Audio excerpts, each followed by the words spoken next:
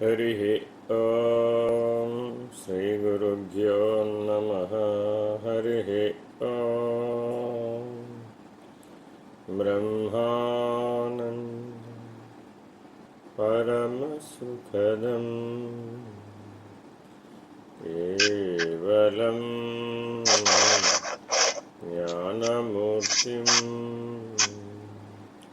द्वन्द्वातीतं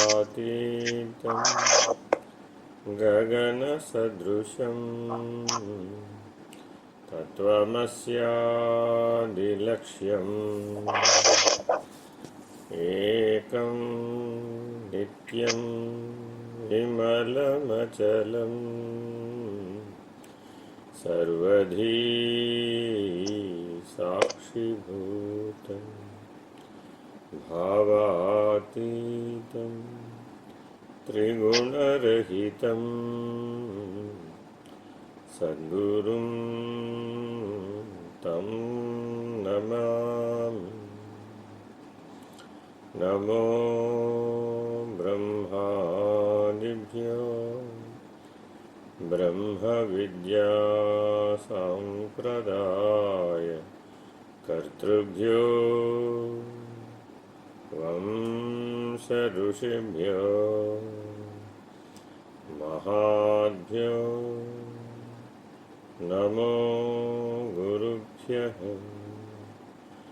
सर्वोपप्लवरहित प्रज्ञानघन प्रत्यगर्धो ब्रह्मैवाहमस्मि। अहं पदार्थरहितः सदाशिवसमारम्भाम् व्यासशङ्करमध्यमाम् अस्मदाचार्यपर्यन्ताम् वन्दे गुरुपरम्पराम्।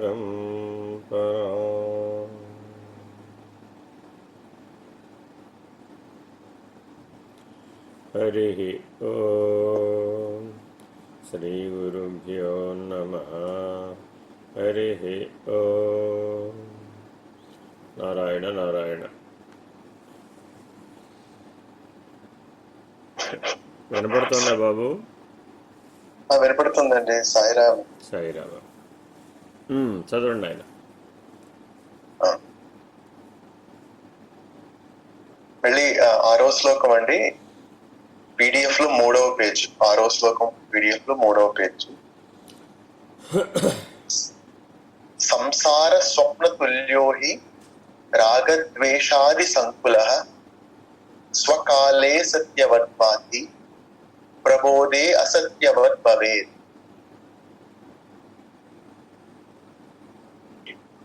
రాగద్వేషాది దోషములతో నిండిన సంసారము స్వప్నముతో సమానము. స్వప్నకాలమందు సత్యముగా తోచి మేల్కొనగానే ఎలా స్వప్నము అదృశ్యమవుచున్నదో అలాగే జ్ఞానోదయం కాగానే సంసారము కలవలే అసత్యమవుచున్నది. ఈ స్వప్న దృష్టాంతాన్ని మనం విచారణ చేస్తున్నాం. వేదాంతంలో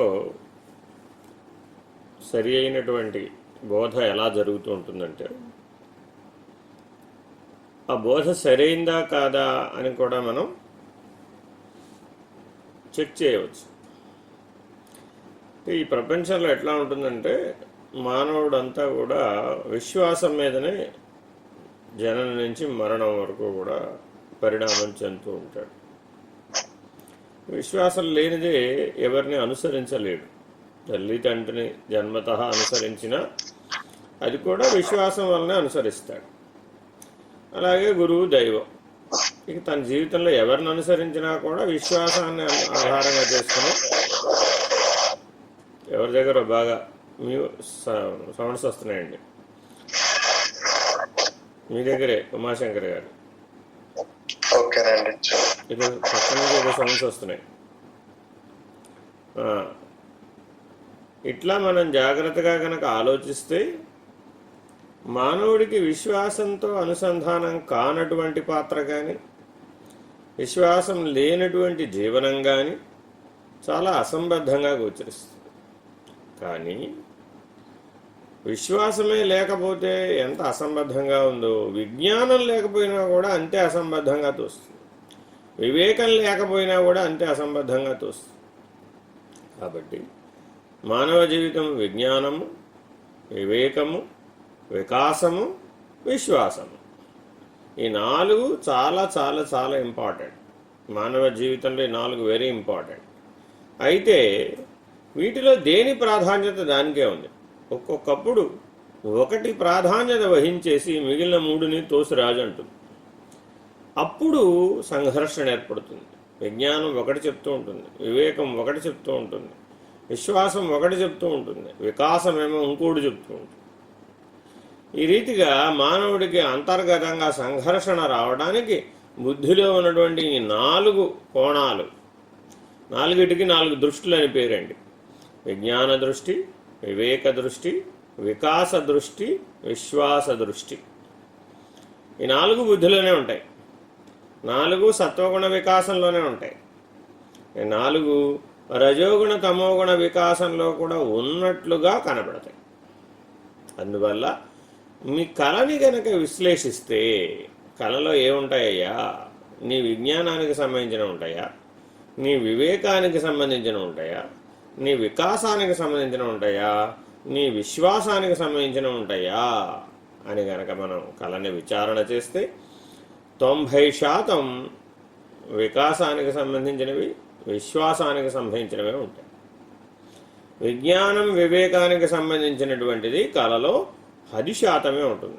అసలు లేకపోదు 10% ఉంటుంది. ఉండి నీకు పరిణామకారకం అవుతూ ఉంటున్నాను. కళలో కూడా మానవుడు పరిణామం చెందుతూ ఉంటాడు. ఇలాలో చేయలేనివన్నీ కళలో చేస్తూ ఉంటాడు. తద్వారా ఆ మానసికమైనటువంటి ఎదుగుదల బంధం నుంచి బయటపడతాడు. అలా గనక ఈశ్వరానుగ్రహం కనుక మనకి కళ ఇచ్చి ఉండకపోయి ఉంటే మానవులందరూ కూడా పిచ్చివాళ్లే అవుతారు, మానసిక వ్యాధిగ్రస్తులు అవుతారు, ఎక్కువ కాలం జీవించలేరు అంటారు మానసిక శాస్త్ర వైద్య నిపుణులు. అందువల్ల కళ చాలా అవసరం. It's a part and parcel of your life. ఒక్కొక్కప్పుడు కళే జీవనాధారం కూడా. ఆ కళే లేకపోతే ఒకప్పుడు జీవనం సరిగా సాగదు, చాలా ప్రమాదం కూడా వస్తుంది. అబ్దుల్ కలాం గారు అంటారు పిల్లలందరికీ కూడా, డ్రీమ్ బిగ్. చాలా విస్తృతి కలిగినటువంటి వ్యాపకమైనటువంటి సామర్థ్యంతో నీవు కల కనాలి. Aim big. ఉన్నతమైన ఆశయాన్ని మనం లక్షించాలి. ఉన్నతమైన జీవనాన్ని జీవించాలంటే ఉన్నతమైన లక్ష్యం ఉండాలి, ఉన్నతమైన ఆచరణ ఉండాలి. లక్ష్యం ఒకటే ఉన్నతంగా ఉంటుంది చాలామందికి, కానీ ఆచరణ మాత్రం ఉండదు. ఆచరణ లేనప్పుడు అది సాకారం అవ్వదు. అలాగే ఉన్నతమైన విచారణ ఉండాలి. విచారణ లేకపోతే విజ్ఞానం రాదు. కాబట్టి బుద్ధికి సంబంధించినటువంటి 5 అంశాలకి కలిపి కళ అని పేరు. విచారణ, విజ్ఞానం, వివేకం, వికాసం, విశ్వాసం. ఈ 5 బుద్ధి వికాసంలో ఎంతో ప్రాధాన్యతని మానవ జీవితంలో చూపిస్తూ ఉంటాయి. మానవుడు బుద్ధిగతమైనటువంటి విచారణ చేయని క్షణం ఉండదు, ఏ అవస్థలో అయినా సరే. ఆఖరికి గాఢ నిద్రావస్థలో కూడా ప్రియ మోద ప్రమోదములనేటటువంటి సూక్ష్మమైనటువంటి అనుభవాన్ని పొందుతూ ఉంటాడు. ఆ అనుభవం ద్వారా విచారణ సాగుతూ ఉంటుంది. విచారణ, విజ్ఞానం, వివేకం, వికాసం, విశ్వాసం, ఇవన్నీ బుద్ధికి సంబంధించిన అంశాలు. ఎందుకంటే ఈ 5 ద్వారానే దైవీ లక్షణాలు మానవుడిలో పెంపొందుతాయి. దయ, కరుణ, ప్రేమ, త్యాగం, క్షమ. ఈ 5 లక్షణాలు చాలా ముఖ్యమైనటువంటివి దైవీ లక్షణాలలో. దయ, కరుణ, త్యాగం, ప్రేమ, క్షమ. భగవానుడు భగవద్గీతలో దైవీ లక్షణాలను ఏకరువు పెట్టాడు, అసురీ లక్షణాలను కూడా ఏకరువు పెట్టాడు. ఆ విభాగ యోగమే దైవాసుర సంపద్విభాగ యోగం. సాధకులందరూ తప్పక ఈ దైవాసుర సంపద్విభాగ యోగాన్ని బాగా అధ్యయనం చేయాలి. దైవీ లక్షణాలను నిజ జీవితంలో పెంపొందింపజేసుకోవాలి. కేవలం పుస్తకాలలో చదువుకుంటే లాభం లేదు, ఉపన్యాసాలలో చెప్పినా లాభం లేదు. ఎందుకనంటే వారి స్వీయ జీవన ఆచరణలో కనుక లేకపోతే ఆ దివ్యత్వానుభూతి, ఆ దివ్య జ్ఞానాన్ని పొందలేడు. యోగం గురించి ఉపన్యసించడం వేరు, తాను యోగిగా మారటం వేరు. భక్తి గురించి ఉపన్యసించడం వేరు, తాను భక్తుడుగా మారటం వేరు. జ్ఞానం గురించి ఉపన్యసించడం వేరు, జ్ఞానిగా జీవించడం వేరు. ఎందుకనంటే బుద్ధి పూర్తిగా చైతన్య రూపాన్ని పొందాలి. జీవించినప్పుడు బుద్ధి శాంతం చైతన్య రూపాన్ని పొందుతుంది. అప్పుడు ఈ పరిణామం అంతా పూర్తయిపోతుంది. ఇక మరలా కిందకు దిగి వచ్చి ఇంద్రియ ధర్మాన్ని పొందదు. ఇది చాలా ముఖ్యమైన పరిణామం మానవ జీవితంలో. ఏ ఏ అంశాలలో అయితే నీవు ఆత్మజ్ఞానాన్ని, స్వరూప జ్ఞానాన్ని నిర్ణయం చేయగలిగేటటువంటి సామర్థ్యాన్ని పొందుతావో, ఆ స్వరూప జ్ఞాన స్థితిలో ఉండగలిగేటటువంటి స్థితిలో నువ్వు ఉంటావో, అక్కడక్కడ నువ్వు పునః ఇంద్రియార్థముల వెంట, గుణముల వెంట, వాసనల వెంట, త్రిపుటి వెంట నీవు సంగత్వాన్ని పొందవు. ప్రకాశం దేనిని ప్రకాశింపజేసినప్పటికీ దానినెట్లు అంటుటలేదు, సంగత్వం చెందుటలేదు, అదే రీతిగా నీవు కూడా అంటకుండా ఉంటావు. ప్రకాశం లేకుండా కల రావడం లేదు. ప్రకాశం అనేటటువంటి సద్వస్తు జ్ఞానం, స్వాశ్రయ జ్ఞానం, స్వాత్మజ్ఞానం, స్వరూప జ్ఞానం, ఈ లక్షణాలు నీ ప్రకాశంలో ఉన్నాయి. అవి నీ లోపల ఉన్నాయి. అవి నీ కళను ప్రకాశింపజేస్తున్నాయి. ప్రకాశం ఉన్నప్పుడే కళ అనేటటువంటి సినిమా కనబడుతుంది. ప్రకాశం ఉన్నప్పుడే మెలకు అనేటటువంటి సినిమా కనబడుతుంది. ప్రకాశం ఉన్నప్పుడే గాఢనిద్రావస్థ అనేటటువంటి సినిమా నీకు అవగతమవుతుంది, అనుభూతమవుతోంది. జాగ్రత్తగా మనం ఈ అవస్థాత్రయాన్ని అధిగమించేటటువంటి ప్రయత్నంలో సాధకుడు ఉండాలి. ఆత్మనిష్ఠుడు అవ్వాలి అంటే తప్పక దాటాలి, తురీయ స్థితిలో ఉండాలి. అలా ఎవరైతే తురీయ స్థితిలో ఉంటారో వాళ్ళు మాత్రమే ఈ ఆత్మనిష్టని సాధించగలుగుతారు. అవస్థాత్రయంలో సంగత్వం కలిగినటువంటి వాళ్ళు, గుణత్రయంలో సంగత్వం కలిగినటువంటి వాళ్ళు, శరీరత్రయ, దేహత్రయ, తాపత్రయ, రుణత్రయ, ఇలా త్రిపుటి చెబుతూ పోతే అసంఖ్యాకంగా ఉంటుందన్నమాట. ఈ త్రిపుటిలో సంగత్వం అంతా కలే. కళ అని చెప్పాలి అంటే ఈ త్రిపుటిలో ఉన్న సంగత్వం అంతా కలే. అసలు ఇది కళ కాలినని చెప్పడానికి వీళ్ళు. తాను ఒకటి చేశానని కర్తృత్వం కళ, భోక్తృత్వం కళ. అసలు కళ కానిదంటూ వేరేది లేదు. ఎందుకంటే అన్నీ బుద్ధిగతమై ఉన్నాయి. బుద్ధి అనే ఇంద్రియ వ్యవహారమే అయి ఉన్నాయి మొత్తం అంతా కూడా.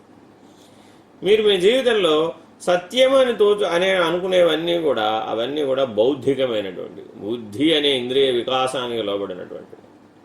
విచారణ, విజ్ఞానం, వివేకం, వికాసం, విశ్వాసం, ఈ 5 అంశాలు కూడా బుద్ధితో ముడిపడిపోయాయి. చైతన్యానికి 5 లక్షణాలు లేవు. చైతన్యం విచారణ చేయదు, విజ్ఞానం ఆశ్రయించదు, వివేకం అనే పరిణామాన్ని పొందదు, వికాసం అనేటటువంటి స్థితిని అసలే పొందదు, విశ్వాసం అసలు దాని విశ్వాసంతో పనే లేదు. ఇలా ఇదంతా కూడా బుద్ధిగతమైనటువంటి నిర్ణయం అన్నమాట. బుద్ధి ఎప్పుడైతే చైతన్య స్వస్థితిని, తన స్వస్థితి అయినటువంటి చైతన్యాన్ని గ్రహించిందో అప్పుడు కర్మ జడం అయిపోతుంది. కర్మ చైతన్యవంతం కానేరదు. కర్మ స్వయంగా పనిచేయలేదు. అందుకే ఉపదేశ సారంలో మొదటి వాక్యంలోనే కర్మ తజ్జడం అనే ప్రయోగం చేయడం జరిగింది. కర్మ స్వయముగా ఫలించజాలదు, అది జడవస్తువు. చూడ్డానికి కర్మ చేత బుద్ధి ఆడించబడినట్లు, బుద్ధి కర్మానుసారిణి అయినట్లుగా కనబడుతోంది. ఎవరికి? అజ్ఞాన కలుషం ఉన్నవాళ్ళకి, కలలో మునిగిపోయినట్లు ఉన్నవాళ్ళకి, నరస్వప్నంలో మునిగిపోయినా, సురస్వప్నంలో మునిగిపోయినా అది కర్మచక్రంలో కానీ కాలచక్రంలో కానీ నీకు సంగత్వ దోషాన్ని తెస్తుంది. జీవులైనటువంటి పిండాండమందరికీ కర్మచక్రమే. కర్మయే దైవము అధిప. భగవాన్ సత్యాయి అంటారు, దైవం ఎక్కడుందో అని వెతకక్కర్లేదయా, నీ కర్మే నీకు దైవం. ఎప్పటి వరకు? నువ్వు జీవభావాన్ని దాటనంత వరకు. అలాగే కాలమే దైవం ఎప్పటి వరకు? నువ్వు బ్రహ్మభావాన్ని దాటనంత వరకు. ఆత్మభావం బ్రహ్మభావము కాలచక్రంలో ఇమిడి ఉన్నాయి. నేననేటటువంటి పిండాండ భావం, నేననేటటువంటి నామరూపాత్మకమైనటువంటి అనుభవం, ఇదంతా కర్మచక్రంలో ఇమిడి ఉంది. ఈ రెండు చక్రాల మధ్యే అఖండ సృష్టి అంతా ఉంది, అనంత విశ్వమంతా ఉంది. ఈ రెండు ఎవరైతే దాటారో వాడు స్వయముగా లేనివాడు, నేనుగా లేనివాడు, ఉనికి లేనివాడు, ఆవరణ లేనివాడు, రహితమైపోయినవాడు, నాహం. ఇందులో కర్మచక్రాన్ని మాత్రమే దాటినటువంటి వాళ్ళు ముక్తిని అనుభవించిన వాళ్ళు, వీళ్ళు జీవన్ముక్తులు. బ్రహ్మభావంలో ఉంటాడు, సదా బ్రహ్మనిష్ఠుడై ఉంటాడు. ఒకే సాధన చేస్తాడు, బ్రహ్మాకార వృత్తి. ఒకే అనుసంధానం చేస్తాడు, బ్రహ్మానుసంధానం. ఒకే పని చేస్తాడు, కళ నుంచి బయటపడే పని, మేలుకునే పని. కాబట్టి ఆత్మభావంలో నిష్ట కలిగి ఉండటం, బ్రహ్మభావంలో నిష్ట కలిగి ఉండడం అనేది మేలుకొనడం లాంటిది. ఎటువంటి మెలకువ అంటే మెలకువలో నుంచి మెలకువ, కళలో నుంచి మెలకువ, నిద్రలో నుంచి మెలకువ. తస్మాత్ జాగ్రత్త జాగ్రత్త జాగ్రత్త. వేదం మానవులందరికీ ఒకే ఒక ఉపదేశాన్ని ఇచ్చిందండి. ఆ ఒక్క ఉపదేశం ఏంటంటే తస్మాత్ జాగ్రత్త జాగ్రత్త జాగ్రత్త, మేలుకొని ఉండు. పెద్దల పూర్వం అనేవాళ్ళు ఎవరైనా ఏ పనైనా, ఏ వ్యవహారానైనా, ఏ అంశానైనా వాళ్ళ దృష్టికి తీసుకుని వస్తే జాగ్రత్తగా ఉండు నాయనా. స్వామి నిర్భయానంద నాకు ఎన్నోసార్లు ఎన్నో సందర్భాలలో ఏమి సూచన చేసేవారు కాదు, ఇదొక్కటే సూచన చేసేవారు. తస్మాత్ జాగ్రత్త జాగ్రత్త జాగ్రత్త. ఏమిటండి అంటే, అయ్యా అహం ఏర్పడుతుంది నాయన, పిండ బ్రహ్మాండాలలో అహం ఏర్పడుతుంది. దాని ఎడల జాగరూకుడవై ఉండు, అహం రహిత పద్ధతిగా ఉండు. ఏ ఆచరణ చేసినా ఆ ఆచరణ యందు నేననే శేషం మిగలకుండా చూసుకో. అప్పుడు మాత్రమే నీవు జన్మరాహిత్యాన్ని పొందినవాడు అవుతావు, ఆ స్థితి అందు ఉండగలుగుతావు. అహం ఎక్కడెక్కడైతే నిరూపించబడుతుందో అక్కడక్కడల్లా నీకు ఆ శేషం మిగిలి పునః నిన్ను అయితే నరస్వప్నంలోకో లేకపోతే స్వరస్వప్నంలోకో తీసుకొని వస్తుంది.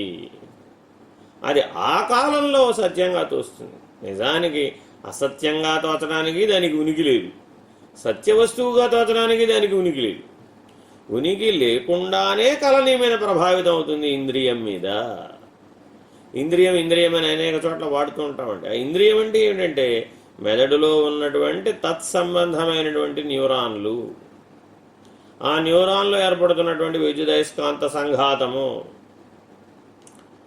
ఈ మధ్య సైంటిస్టులు బాగా అన్వేషించారండి. ఒక న్యూరాన్ యొక్క చిత్రపటం తీసుకున్నారు. ఒక న్యూరాన్ యొక్క శక్తి కేంద్రం యొక్క విస్తృతి యొక్క చిత్రపటాన్ని తీసుకుంటే అది విశ్వాంతరాళంలో ఉన్నటువంటి ఒక గెలాక్సీ యొక్క విస్తృత పటంతో సరిపోతుంది. ఒక ఆలోచన చేశాడు.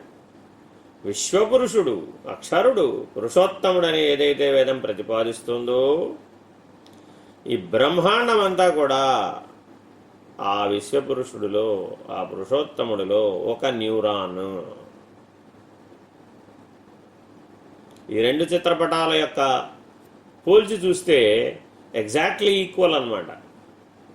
ఎంత ఎగ్జాక్ట్లీ ఈక్వల్గా కనబడిందంటే ఒక్కొక్క బ్రహ్మాండం ఆయా విశ్వపురుషుడిలో ఒక్కొక్క న్యూరాన్గా పనిచేస్తుంది. నీ మానవుని యొక్క మెదడు లోపల ఉన్నటువంటి న్యూరాన్లు ఎన్ని ఉంటాయండి అంటే 100,000,000 వరకు ఉండొచ్చండి అంటారు. 100,000,000 న్యూరాన్లు ఉన్నాయి ఇందులో. అవి ఇంటర్నల్గా అలా కలపబడి ఉన్నాయి. మరి మనం ఏందనుకుంటున్నామంటే 5 ఇంద్రియాలు అనుకుంటున్నాం, 5 5 25 ఇంద్రియాలు అనుకుంటున్నాం. కానీ లోపల 100,000,000 న్యూరాన్లతో ముడిపడి ఉన్నాయి. అంటే విశ్వపురుషుడిలో ఈ బ్రహ్మాండాలని ఒక్కొక్క న్యూరాన్గా ఉన్నాయి.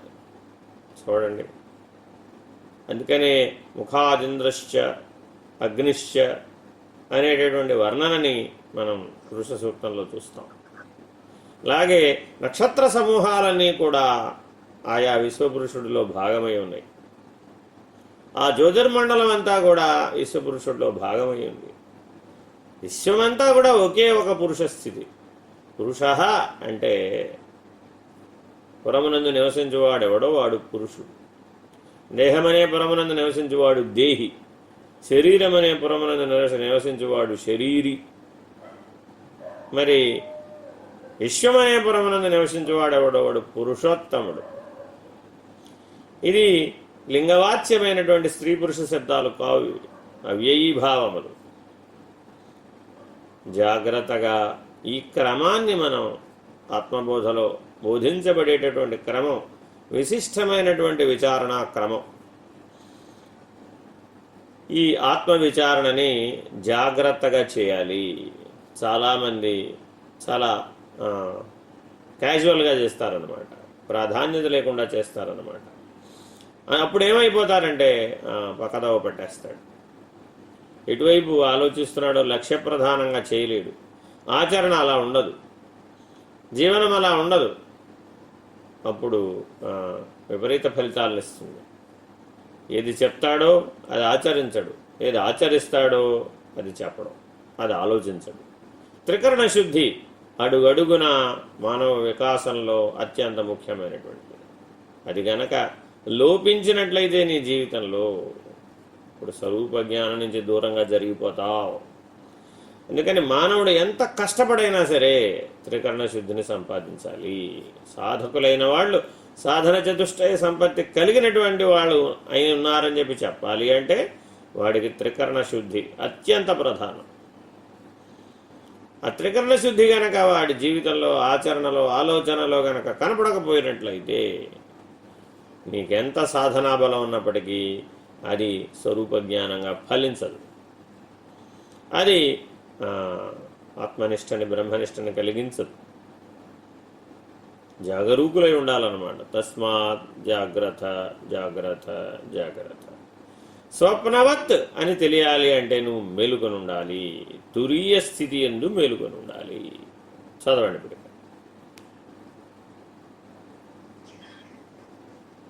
అనాత్మతో ఏర్పరచుకొనిన అక్రమ సంబంధమే జీవుని దుఃఖములకు ప్రధాన కారణం అయి ఉన్నది. చూడండి, ప్రథమ కారణమై ఉన్నది. ప్రథమ కారణం. బాగా గుర్తుపెట్టు. ఈ వాక్యాన్ని మానవులందరూ గుర్తుపెట్టుకోవాలండి. మానవులందరూ వీళ్ళు వాళ్ళని కాదు, మానవ దేహంలో ఉన్న ప్రతి ఒక్కరు గుర్తుపెట్టుకో. అంత వెరీ వెరీ ఇంపార్టెంట్. మహానుభావులైన వాళ్ళందరూ కూడా, మహాత్ములైన వాళ్ళందరూ కూడా ఈ దుఃఖం యొక్క కారణం ఏమిటి అని నిర్వచించే ప్రయత్నం చేశారు. ఎంతోమంది ఎన్నో నిర్వచనాలు చెప్పారు. కోరికలే దుఃఖములకు మూల కారణం అన్నారు ఒకడు. అజ్ఞానమే దుఃఖములకు మూల కారణం అని ఒక ఆయన అన్నారు. జీవుడు ఈశ్వరుడు వేరు వేరు అనే భేద బుద్ధియే దుఃఖమునకు కారణం అని ఒక ఆయన చెప్పారు. ఇట్లా ప్రతి ఒక్కరూ దుఃఖం యొక్క కారణాన్ని నిర్వచించే ప్రయత్నమే చేశారు. వారి వారి స్వానుభవం ద్వారా, వారి జీవనం ద్వారా, వారి విచారణ ద్వారా, వారి వివేకం ద్వారా, వారి వికాసం ద్వారా. కానీ తన దుఃఖానికి కారణం ఏమిటో తానే నిర్ణయం పొందాలి. ఎలా? విచారణ ద్వారా, విజ్ఞానం ద్వారా, వివేకం ద్వారా, వికాసం ద్వారా, విశ్వాసం ద్వారా. Very very important. నీ దుఃఖానికి నువ్వు కారణాన్ని కనుక తెలుసుకున్నప్పుడే బంధరాహిత్య స్థితికి చేరతావు. ఎందుకని బంధం వల్ల దుఃఖం ఏర్పడుతుంది. ఆ బంధం ఎట్లా ఏర్పడుతుంది అన్నటువంటి లోతైన విచారణ కలిగి ఉండాలి. ఇక్కడ స్పష్టమైనటువంటి ఆత్మవిచారణలో మాత్రమే చెప్పబడేటటువంటి కారణాన్ని, దుఃఖ కారణాన్ని చెప్తున్నారు. మళ్ళా చదవండి వాక్యం. అనాత్మతో ఏర్పరుచుకుని అక్రమ సంబంధమే జీవుని దుఃఖమునకు ప్రథమ కారణమై ఉన్నది. అది అనాత్మ, అక్రమ సంబంధం, ఈ రెండు జీవుని దుఃఖానికి ప్రథమ కారణమై ఉన్నది. అది అనాత్మ అని గుర్తించకపోవటం, తెలుసుకోకపోవటం, లక్షణాలు తెలియకపోవటం, సత్యంగా భావించడం. అనాత్మనే ఆత్మగా భావించడం. ఏది కాదో అదే నేను అనుకోవడం, ఏది అవునో అది గుర్తించకపోవడం. ఈ రెండు మాటల్ని ఒకే చోట రెండు శబ్దాల్లో చెప్పేశారు. అనాత్మతో అక్రమ సంబంధం. అక్రమ సంబంధం ఏంటండి? ఇదేదో తామసిక పదంలా కనబడుతుంటుంది మనకి ఇవాళ ఉన్న కలియుగంలో. మానవుడి వాళ్ళ కలియుగంలో చేసేవన్నీ అక్రమ సంబంధాలే అని అంటాడనమాట. అంటే అర్థం ఏంటి? అనాత్మ వస్తువుతో కలిసిపోతున్నాడు. అది అనాత్మ అనే స్ఫురణే లేదు, అసలు స్వరూప జ్ఞానమే స్ఫురణలో లేదు. అన్యథా జ్ఞానమే ఉంది, అన్యథా గ్రహణమే ఉన్నది. ఉన్న వస్తువుని తెలుసుకోవడం అగ్రహణం, లేని వస్తువుని తెలుసుకోవడం అన్యథాగ్రహణం. ఈ రెండు దోషాలకు గురై బుద్ధి అనాత్మతో అక్రమ సంబంధాన్ని పెట్టుకుంది. అక్రమము సక్రమం అంటే అర్థం ఏంటంటే క్రమము అనే దానికి ప్రధాన వస్తువు. క్రమము అంటే లక్ష్యాన్ని ఏర్పరచుకుని పరిణామం చెందడానికి క్రమం అని పేరు. అసలు లక్ష్యంతో పని లేకుండా దాని ఇష్టం వచ్చినట్టు పోవడం అక్రమం అని పేరు. అదే సా అన్న ప్రత్యయం పడితే సక్రమం అవుతుందండి. సక్రమంగా ఉండాలి కదా అంటాం. అంటే అర్థం ఏంటి?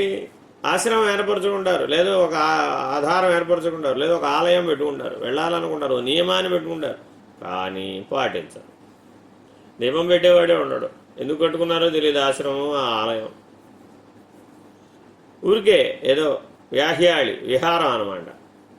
ఎప్పుడో ఒకసారి, నెలకోసారో, 3 నెలలకోసారో, 6 నెలలకోసారో దుమ్ము దులుపుతారు, సంవత్సరానికి ఒకసారి వెళ్ళి అక్కడ కూర్చుంటారు, కాసేపు అందరూ కలిసి గెట్ టుగెదర్ నిర్వహించుకుంటారు, హాయిగా తింటారు, ఒకరినొకరు పొగుడుకుంటారు, ఒకరినొకరు జాగ్రత్తగా సన్మానాలు చేసుకుంటారు, సాయంత్రం వెళ్ళేటప్పుడు విమర్శలు చేసుకుంటారు, సర్దుకుని ఇంటికి వెళ్ళిపోతారు. ఎక్కడన్నా చూడండి అంత అనాత్మ అనాత్మ అనాత్మ, అంత అక్రమ సంబంధం. సక్రమం ఎక్కడా కనబడదు. ఎందుకని?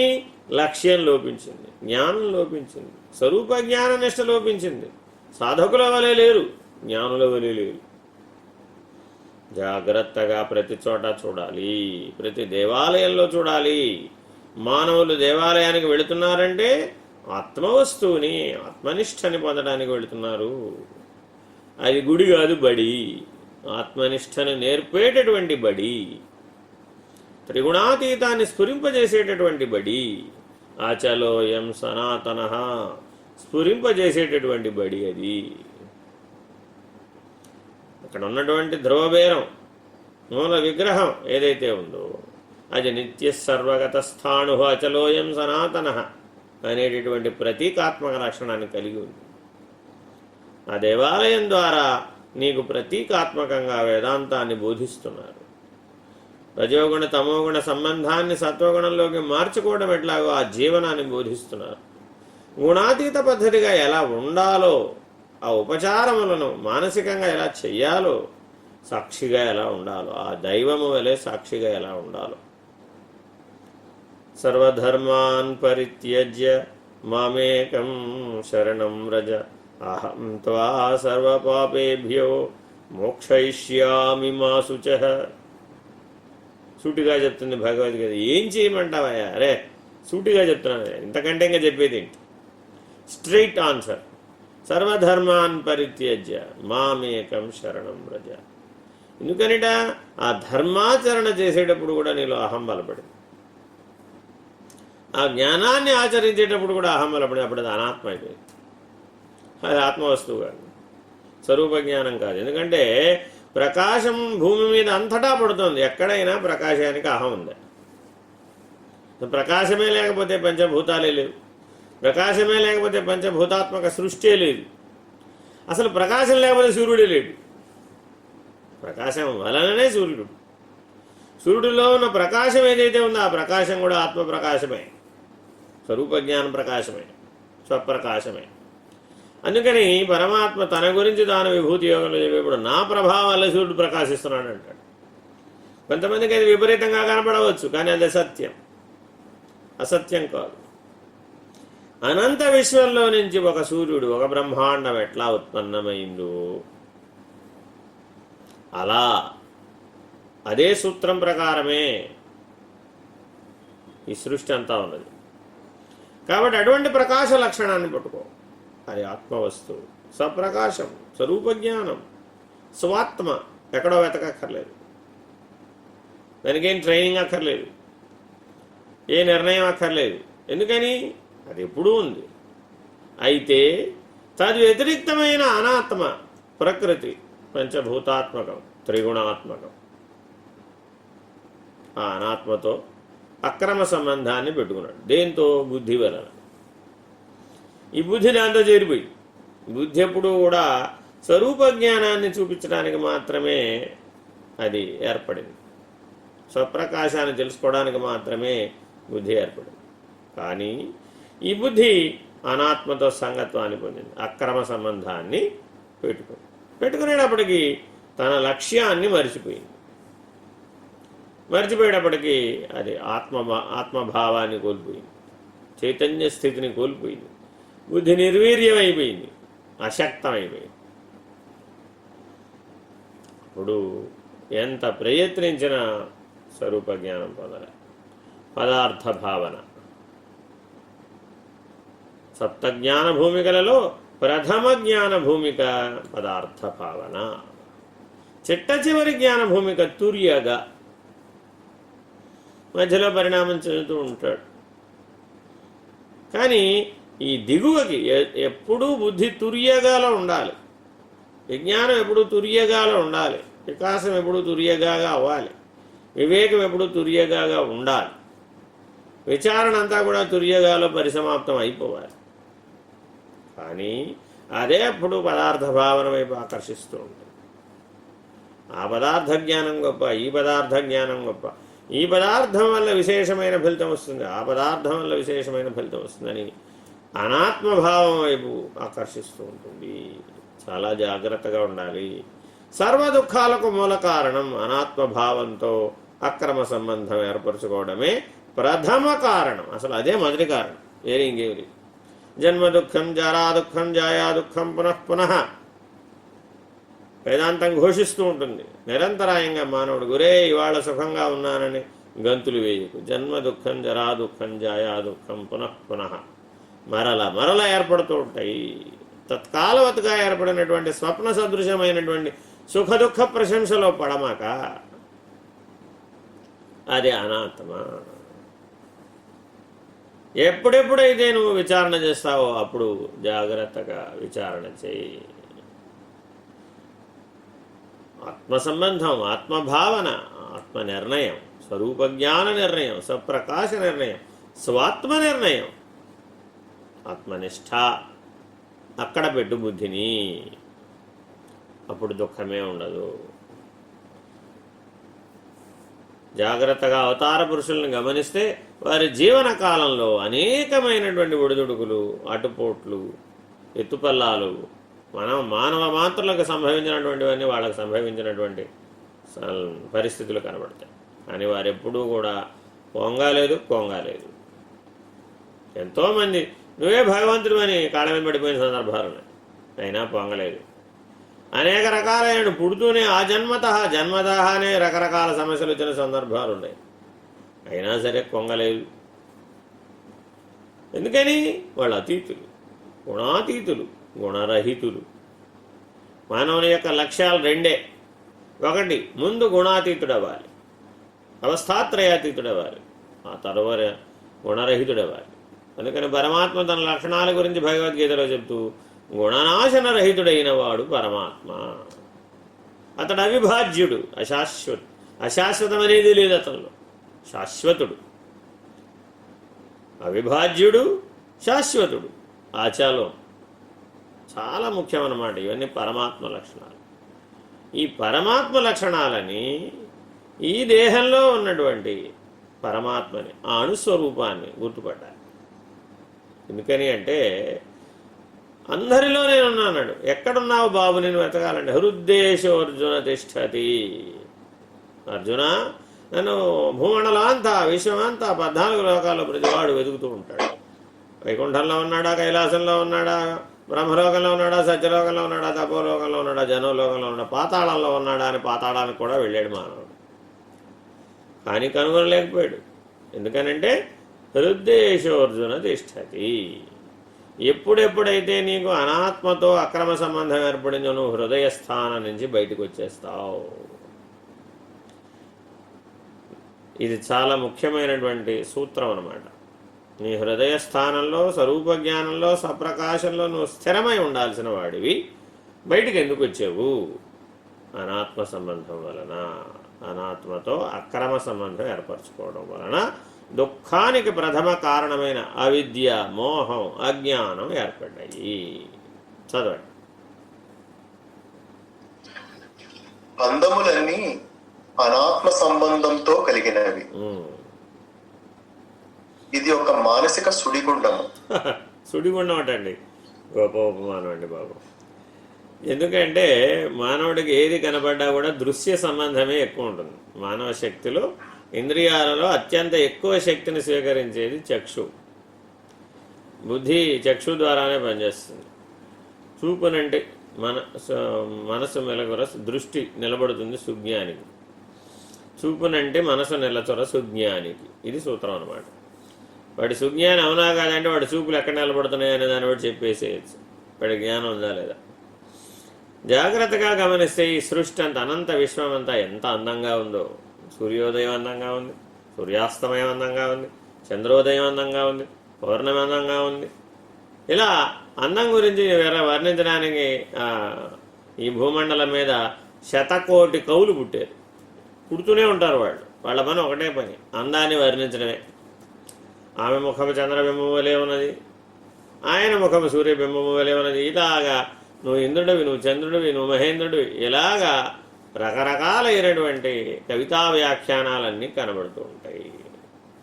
కానీ వాటిలో ఎక్కడా కూడా సత్యత్వం లేదు. భావనాత్మకమైన ప్రపంచం, ఊహలతో కూడుకున్నటువంటి ప్రపంచం, అనాత్మ సంబంధమైన అక్రమ సంబంధం. నిజ వస్తువు మధ్యంతర భానుమండలం వలె ప్రకాశిస్తుంది. అలా ఉంటుంది స్వాత్మజ్ఞానం, స్వరూప జ్ఞానం. అంతేగాని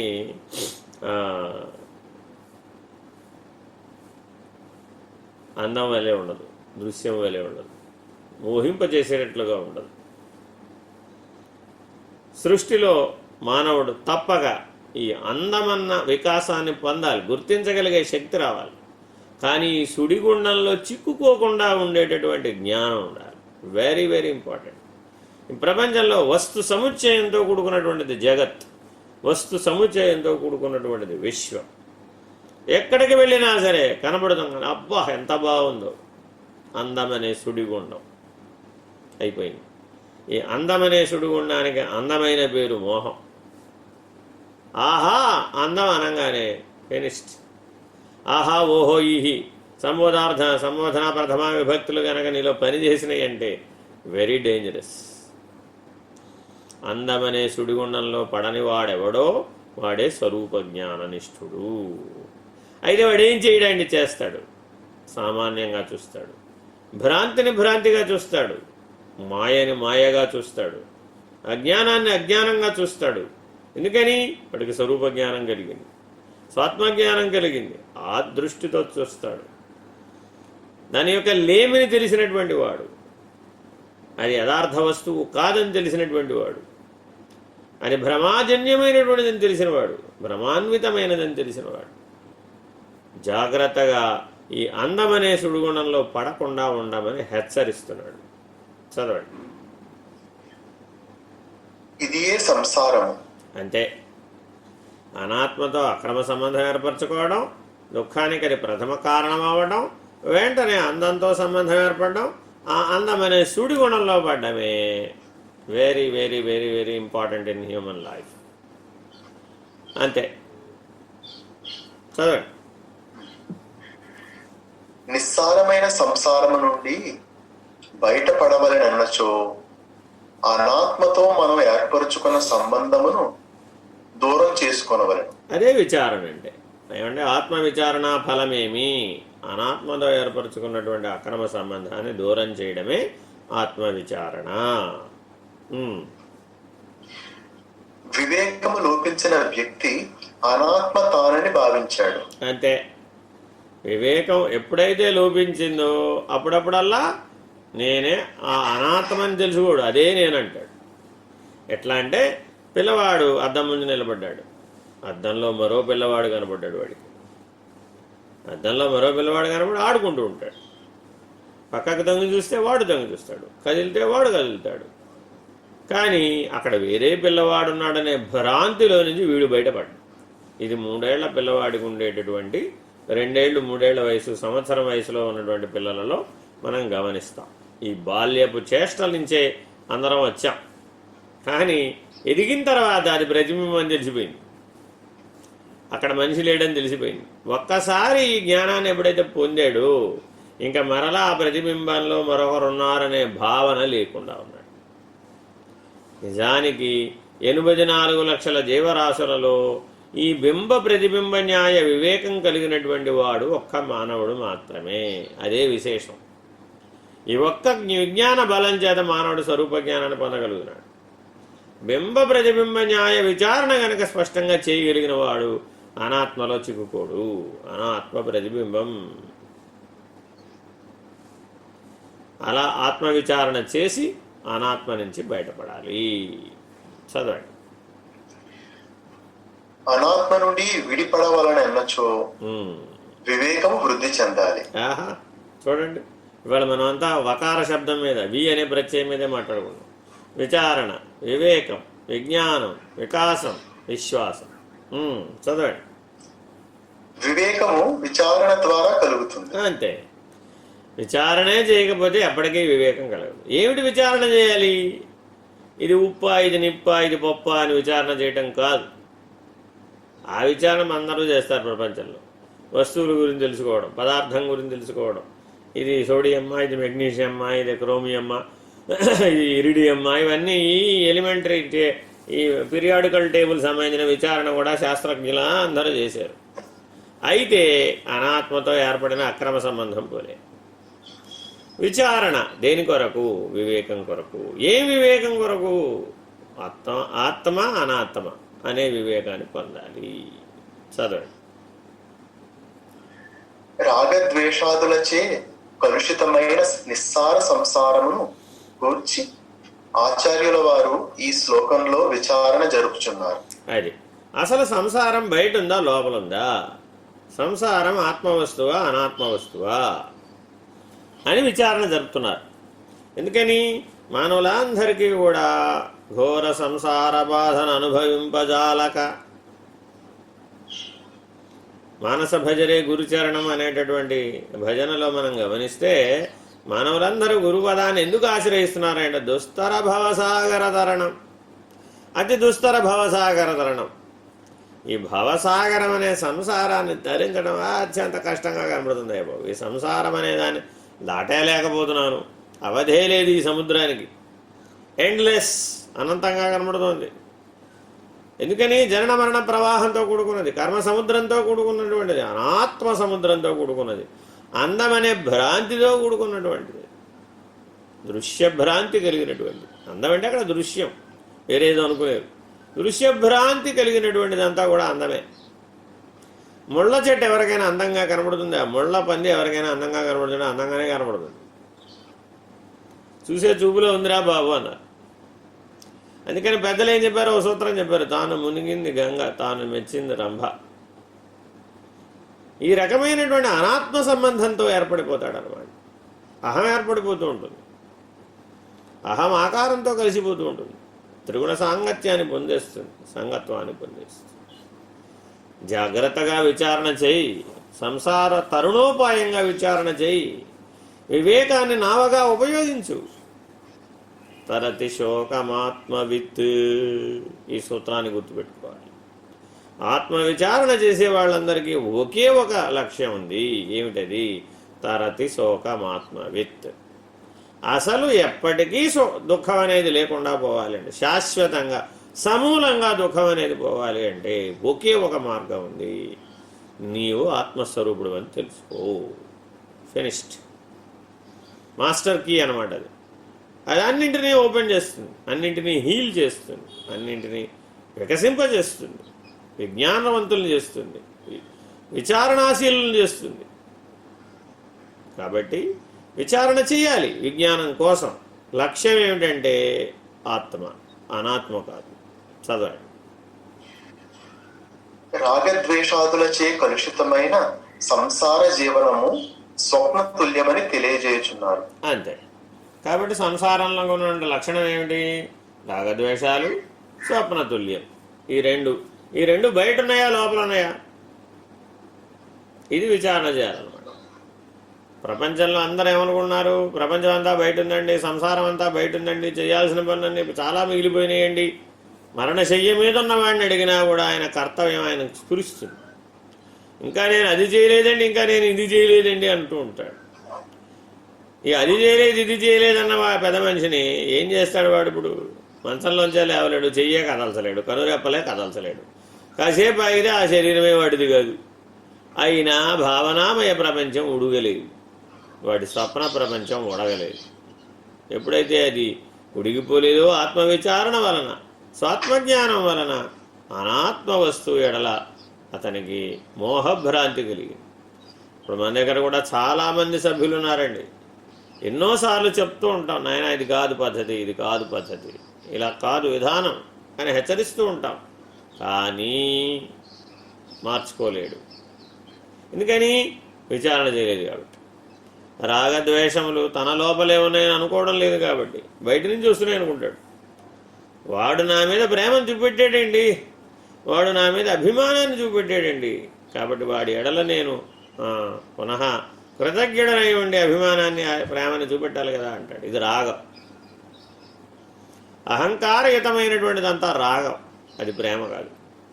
విశ్వజనీనమైనటువంటిది ప్రేమ. సర్వజ్ఞత్వం, సర్వసాక్షిత్వాన్ని అందించేది ప్రేమ. కాబట్టి అవతార పురుషుడికి ఉన్నటువంటి శక్తి ప్రేమ. అనంత విశ్వ వ్యావృత్తికి కారణం ప్రేమ. కర్షణ అని దానికి పేరు సంస్కృతం. కర్షతీతి కృష్ణ. ఈ కర్షణ అన్న శక్తే కృష్ణ శబ్దం. ఆకర్షణ, అనంత విశ్వము ఆకర్షించబడుతోంది కృష్ణ శబ్దం చేత, కృష్ణ బలం వైపు, కృష్ణ శక్తి చేత, కృష్ణ పదార్థం చేత. నల్లనిదంతా కృష్ణే. జాగ్రత్తగా విచారణ చేయాలి, అనాత్మ సంబంధాన్ని పోగొట్టుకోవాలి అనేటటువంటి రాగద్వేష సంకులమైనటువంటి స్వప్నతుల్యమైనటువంటి సంసారం నుంచి బయటపడాలి. చదువు. స్వప్నము మనోకల్పితము, మనోనిర్మితము. జాగ్రత్త అవస్థలో జరిపిన విఫల మనోరథములు, ప్రయత్నములు, నెరవేరని కోరికలను వ్యక్తి తన స్వప్నంలో నెరవేర్చుకొని సంతసించు. అది సంగతి. Very as simple as it. మనోకల్పితం అంతా కూడా. ఉదాహరణ చెప్తా నేను. ఈ ప్రపంచంలో ఎవరికైనా సరే, ఎవరి ఎడలైనా సరే నీకు ద్వేష భావన, వ్యతిరేక భావన, విపరీత భావన కలిగిందనుకోండి, అది మెలకువలో నువ్వు జాగ్రత్తలో దాన్ని తీర్చలేనటువంటి అవకాశం ఉందనుకోండి, ఏదో ఒక రోజు స్వప్నంలో తీర్చబడిపోతుంది. సంతృష్టి చెందేస్తాడు, ఆ ద్వేషం సమసిపోతుంది. ఎందుకని? ప్రతీకార భావన ఉండదన్నమాట వారి ఎడల. వారు నన్ను బాధించారు, నేను కూడా వాడిని బాధిస్తాను. సమయం వచ్చినప్పుడల్లా బాధిస్తూ ఉంటాడు, మాటలతోటో, ఈటెలతోటో, పోటులతోటో. ఈటల వంటి మాటల చేత పోట్లు పొడుస్తూ ఉంటాడు అనమాట. ఎందుకని? లోపల అంతర్గతంగా ఆ బలహీనత ఉందన్నమాట. ద్వేషం అనే బలహీనత తామసిక లక్షణం. అది రాక్షసుడిని చేస్తుంది నిన్ను. పరోపకారార్థమిదం శరీరం అయితే దాన్ని కాస్త పరపీడన పరాయణత్వంగా మార్చేస్తుంది. రాక్షసుడు అయిపోతావు. మాటల చేత, చేతల చేత ఇతరులను బాధించేవాడుగా తయారైపోతావు.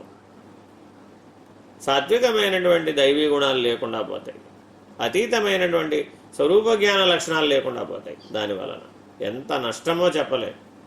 దానంత నష్టం ఏదీ లేదు. ఎన్ని తపస్సులు చేసినా ఎక్కడో ఒక చోట నేనున్నానంటూ ఉంటుంది. చాలా జాగ్రత్తగా తొలగించాలి దాన్ని.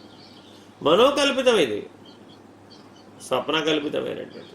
స్వప్నం అనేదే మనసు అనే ఇంద్రియం యొక్క వ్యాపారమే స్వప్నం. మెలకువలో ఏ రాగద్వేష సంకులమైనటువంటి సంసార సంబంధం ఎవరెవరితో అయితే, ఏ వస్తువు చేత అయితే, కొంతమందికి కొన్ని భీతి కలిగించే వస్తువులు ఉంటాయండి. పాములు కానీ, తేళ్లు కానీ, బల్లులు కానీ, పిల్లులు కానీ, సింహాలు కానీ, సందర్భాలు కానీ, అగ్నికీలలు కానీ, హైట్స్ కానీ. కొంతమందికి ఎత్తుల నుంచి పడిపోతూ ఉంటాడు. కొంతమంది లోయలంటే భయం, కొంతమందికి పర్వతాలంటే భయం, కొంతమందికి నీళ్ళంటే భయం. ఈ భీతి భీతి కొలిపేటటువంటి సమస్తము కూడా మృత్యుభీతి యొక్క ప్రతిబింబాలు. మృత్యుంజయుడికి ఏ భీతి లేదు. జాగ్రత్తగా స్వరూప జ్ఞాననిష్ఠుడు తెలుసుకోవాల్సిన అంశం ఏంటంటే తన స్వరూప జ్ఞానంలో మృత్యుంజయత్వం. చాలామంది మహామృత్యుంజయ మంత్రాన్ని అనుసంధానం చేస్తారు. ఆ మహామృత్యుంజయ మంత్రం నేను స్వరూప జ్ఞాన నిష్ఠలోనే మేల్కొల్పుతోంది, పండమని చెప్తోంది. లోపల పండమంటుంది, అది కూడా అంతర్ముఖ ప్రయాణాన్ని పూర్తి చేయమంటుంది. నీవు మృత్యుంజయుడవు అనేటువంటి స్వరూప జ్ఞానాన్ని పొందమని ఉద్దేశిస్తోంది, ఉపదేశిస్తోంది, ఉద్దీపనం చేస్తోంది. జాగ్రత్తగా మనం మనోకల్పితమైనటువంటి ఈ స్వప్నంలో నుంచి మేలుకొని బయటపడాలి. భయం కలిగింది అనుకోండి, ఏం చేస్తాం? వాడు మేలుకుంటే భయం పోతుంది, అంతే. As simple as it. గడగడగడగడా వణికిపోతుంటాడు కళ వల్ల. ఎంతోమంది ఉన్నారండి ఇట్లా బాధపడేవాడు, కళ చేత బాధించబడేవాడు. కళ చేత ఆనందాన్ని పొందిన వాళ్ళు కూడా ఉంటారు, స్వప్న దర్శనాలను పొందుతూ ఉంటారు. అనేక మంది ప్రీతి కలిగినటువంటి వాళ్ళ యొక్క దర్శనం కలుగుతూ ఉంటుంది అక్కడ. ఎవరెవరి ఎడలైతే ఆ రాగలక్షణం ఉంటుందో వాళ్ళు కూడా కనబడతారు, ఆనందపడిపోతూ ఉంటాడు అక్కడ. జాగ్రత్తగా ఈ సంసారం, మనోకల్పిత సంసారం నుంచి బయటపడాలి. చదవండి. తనను తాను మరచిన అయోమయ స్థితిలో గోచరించున్నది స్వప్నం. ఆహా, ఎంత స్పష్టమైన నిర్వచనం అండి. నువ్వు కనబడితే, నువ్వు నీకు తెలియబడిన స్థితిలో, నువ్వుగా ఉన్న స్థితిలో నీకు ఏ కళ లేదు. నరస్వప్నము లేదు, స్వరస్వప్నం లేదు, పెండాండం లేదు, బ్రహ్మాండం లేదు. ఉన్నదంతా పరబాహ్యమే, అసలు తానే లేడు. ఇటువంటి స్ఫురణ ఇందులో ఉందండి ఈ వాక్యంలో. తానుగా నిలచిన చోట తాను కాని తనువేది అంటున్నాడు. తానైన స్థితి యందు తాను కాని తనువేది లేనే లేదు. అష్టతను నిరసనం చేయవచ్చు. ఎందుకని 8 తనువులు కూడా అవి కావు, తాను కాదు. అది ఏమిటా 8 తనువులు? విశ్వ తైజస ప్రాంగ్య ప్రత్యేగాత్మలు, విరాట్ హిరణ్యగర్భ వ్యాకృత పరమాత్మలు. ఈ 8 తనువులు తాను కాదు. తానైన స్థితి యందు తనువెక్కడు. తాను కాని దాంట్లో ప్రవేశించడం వలనే అనాత్మని యొక్క అది స్ఫురించగానే, అనాత్మ ఆకర్షించగానే అది దృశ్య ప్రపంచంలోకి పట్టుకుపోయింది. కాలంతా దృశ్య ప్రపంచమే, అక్కడ అసలు వస్తువే లేదు. పెద్ద నగరం సృష్టించబడింది. ఆ నగరానికి చక్రవర్తిగా నేను ఏర్పాటు చేసేసింది. నీకు బోల్డ్ మంది సేవకులను కూడా ఏర్పాటు చేసేసింది. బోల్డ్ సుఖదుఖాలు అనుభవించేట్టు కూడా చేసేసింది. మేలుకొంటే కలలో ఉన్న నగరము లేదు, చక్రవర్తి లేడు, సేవకులు లేరు, సైన్యము లేదు, యుద్ధము లేదు, పోయింది లేదు. చదవండి. క్షణికమై భాషించు అనిత్య జగత్తుయే స్వప్నం. అది స్వప్నానికి ఎన్ని ఉదాహరణలు, ఎన్ని నిర్వచనాలు ఇస్తున్నారండి. క్షణికమైగా భాషిస్తుందండి. భాషించడం అంటే ప్రకాశించడం. క్షణికమైన ప్రకాశ లక్షణంలో క్షణికం, కొద్దిసేపు మాత్రమే కనపడేటటువంటి దానికి స్వప్నం.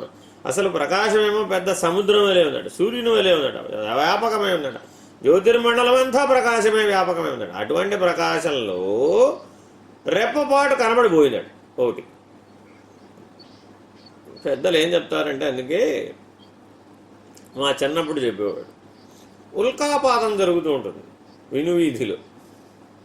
చూడ్డానికి అందంగా కనబడుతూ ఉంటుంది. అది చాలామంది వీక్షిస్తూ ఉంటారు టెలిస్కోపుల ద్వారా కూడా. ఏమి లేదు, అవన్నీ కూడా గ్రహ శకలాలు, నక్షత్ర శకలాలు జారిపడుతూ ఉంటాయి అన్నమాట. అది వెనువీధిలో జరిగే ఉల్కాపాతం. అది మండిపోతూ కింద పడుతుంది. కాసేపట్లో దానిలో పదార్థం అయిపోతే ఆ మంట ఆగిపోతుంది, ఆ ప్రకాశం ఆగిపోతుంది. ఒక తోక వలె, ఒక నక్షత్రం రాలిపడితే తోక ఎలా అయితే పొడుగ్గా కనబడుతుందో తోక చుక్క అలా ఉంటుంది అనమాట. హేలీ కామెట్ అంటారు అనమాట. పెద్ద పెద్ద తోక చుక్కలు కూడా ఉంటాయి, హేలీ కామెట్లు అండి. అది ప్రమాదకరమైనటువంటి, వచ్చి కొట్టుకుంటే భూమండలం యొక్క గతే మారిపోవచ్చు. ఆ తోక చుక్క ఎంత సత్యమో ఈ సంసారం, ఈ ప్రపంచం అంత సత్యం. పెద్దలు ఆకాశంలో చూపెట్టి అయినా నీకు 2 లక్ష్యాలు కనబడుతున్నాయి. అదిగో జారిపడే ఉల్కాపాతం ఏదైతే ఉందో అలా ఉన్నది ప్రపంచం, అలా ఉన్నది జగత్, అలా ఉన్నది సంసారం. క్షణభంగురం, కాసేపే ఉంటుంది. ఎవరెవరే కండ్రేపు వేయకుండా చూడరా, కండ్రేపు వేసేవారికి కనపడదు అంట. కండ్రేపు వేయకుండా చూస్తే ఏమైపోతుందంటే దాని సత్యత్వం రూఢి అయిపోతుంది, తెలిసిపోతుంది. ఉన్మన్యావస్థయా విగత కలిమలం శంకరం నస్మరామి. ఉన్మనీ అవస్థలో ఎవరైతే ఉన్నాడో అక్కడ శంకరుణ్ణి స్మరించిన వాడు ఎవడైతే ఉన్నాడో, పరశివ దర్శనం చేసిన వాడు ఎవరైతే ఉన్నాడో, ఇంకా వాడికి సంసారం ఏమిటి, ఇంకా వాడికి జనన మరణాలు ఏమిటి, వీడికి ఏదీ లేదు, వాడే లేడు. జాగ్రత్తగా పరము పరాత్పరము అన్న లక్ష్యంతో పరిణమించు. అందువల్ల ఇదంతా క్షణభంగురం. ఏ స్వప్న అనుభవం కలిగినా క్షణభంగురం, అది నువ్వు కాదు. నీవైన స్థితిలో ఏ స్వప్నం లేదు. తన్ను తాను ఎరిగిన వాడికి తను ఎక్కడ. చదవండి. కళను అనుభవిస్తున్నంత వరకు కళ యథార్థముగానే కనబడుతుంది. తెలుస్తూనే ఉంది కళ కదా. కళలోని వస్తువులు సత్యముగానే భాషించును. అంతే, ఒకటి అక్కడ ఉన్నట్టే అనిపిస్తుంది, అనుభవించినట్టే అనిభవిస్తుంది, ఇంద్రియానుభవం కలుగుతుంది అక్కడ సూక్ష్మంగా. కళలోని సంఘటనలు నిత్యమైనట్టే గోచరించును. అప్పుడు జరిగినట్టే ఫ్రెష్గా కనబడతాయి, పైగా అవి తాజాగా కూడా కనబడతాయి. ఆ ఆనందం, ఆ సుఖం, ఆ దుఃఖం, ఆ ఆసక్తి, ఆ అనుభవం అంతా ఇప్పుడే జరిగిందండి అనుకుంటాడు అన్నమాట. కళ కంటున్నంత వరకు కళ అంతయు సత్యమై నిలుచును. అంతే, ఆ కాసేపు అది సత్యంగా కనబడుతుంది. కళ ఎంతవరకు ఉంటుంది? కరిగేదే కళ. అది సంగతి. Underline 10 times. కరిగేదే కళ. అది నరస్వప్నమైనా కరిగిపోతుంది, స్వరస్వప్నమైనా కరిగిపోతుంది. పిండాండ వ్యవహారం అంతా కలే, బ్రహ్మాండ వ్యవహారం అంతా కలే, అనంత విశ్వ వ్యవహారం అంతా కలే, మొత్తం కలే. క్షరపురుషుడు, అక్షర పురుషుడు, పురుషోత్తముడు. అందుకని హారతి రోజు పాడుకోమని సాధకులందరికీ చెప్పేది. క్షరపురుషుడు అనగాదమ్మా, అక్షర పురుషుడు అనగాదమ్మా. ఈ రెండూ కాకుండా పురుషోత్తముడు, ఈ అక్షర పురుషులకు ఆవల పురుషోత్తముడు, ఆ దానవతల పరబాహ్యం. ఇవేవి అదంతా ఆయా స్థాయిలో ఉన్నటువంటి కళ కరిగిపోతుంది. కనురెప్పలు తెరిస్తే చాలు కళ కరిగిపోతుంది. చదవండి. కరిగిపోయేదే కళ. కళ నుండి మేల్కొనగానే కనినదంతయు కళ్ళయేనని బోధపడుతుంది. అది అందుకని కానీ ఏం చేయాలంటే కని కళ్ళ నిజము తెలిసిన వాడెవ్వో కళ్ళ నిజమును కనాలట. ఉప్పు కప్పురంబు ఒక పోలిక నుండు చూడ రుచుల జాడవేరు పురుషులందు పుణ్య పురుషులు వేరయ్యా విశ్వదాభిరామ వినురవేమ. చిన్నప్పుడే నేర్పుతారన్నమాట ఇట్లాంటి పద్యాలు. వినదగునెవ్వరు చెప్పిన వినినంతనే వేగపడక వివరింపదగున్ కని కళ్ళ నిజము తెలిసిన వాడెపో ధన్యుడు మహిళో సుమతి.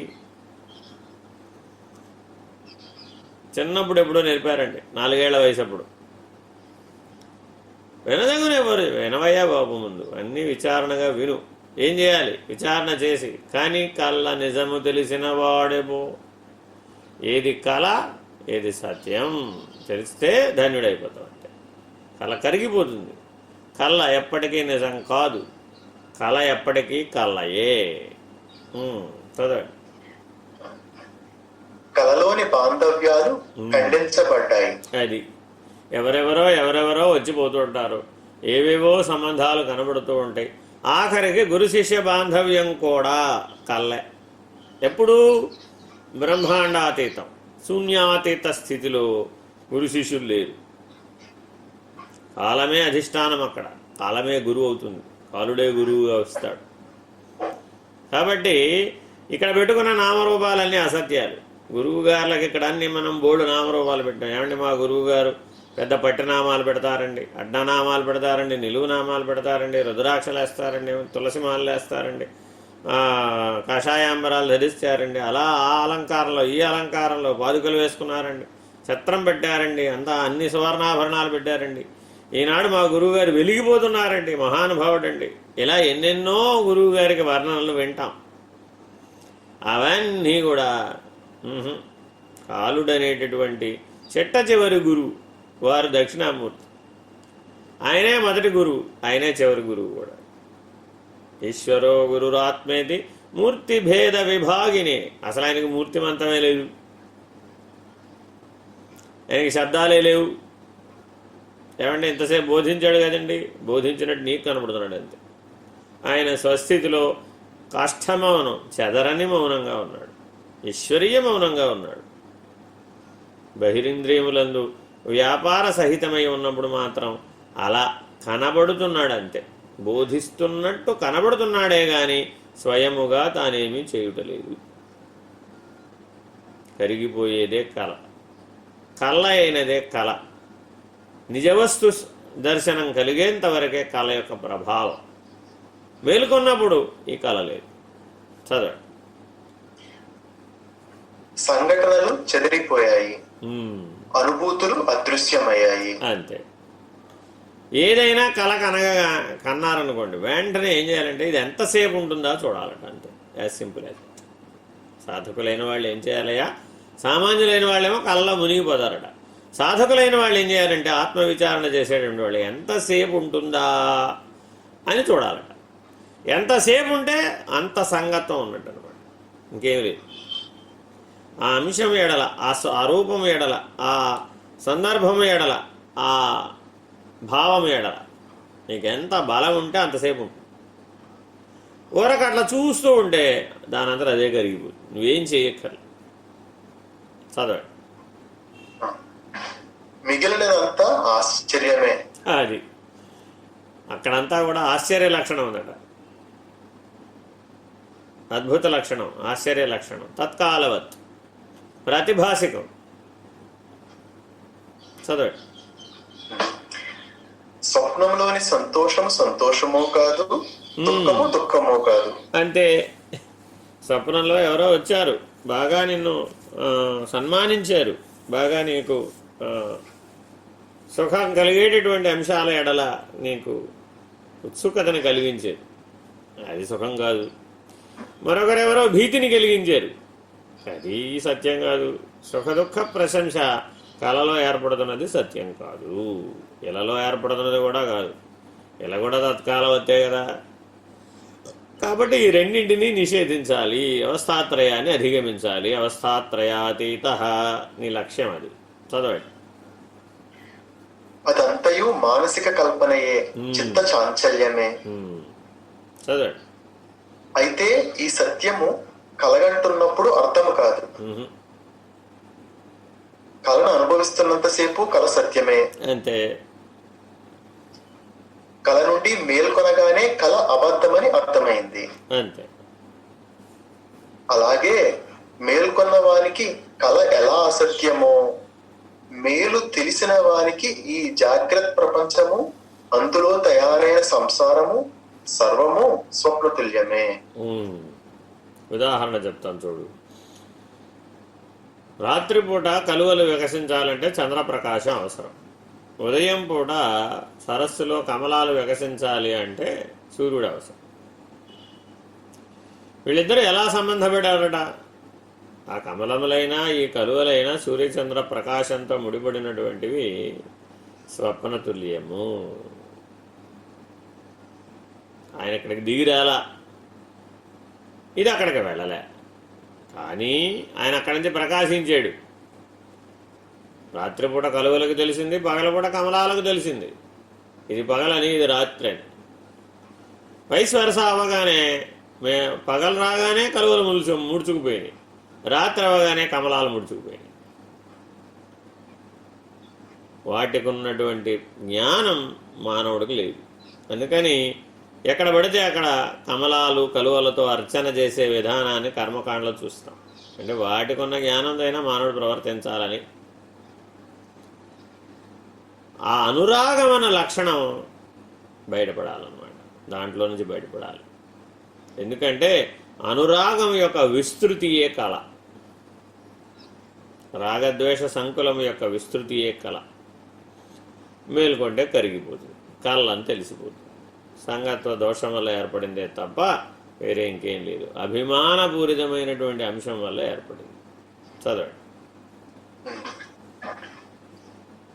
ఆది యందు లేక అంత్యమందు అగుపించక.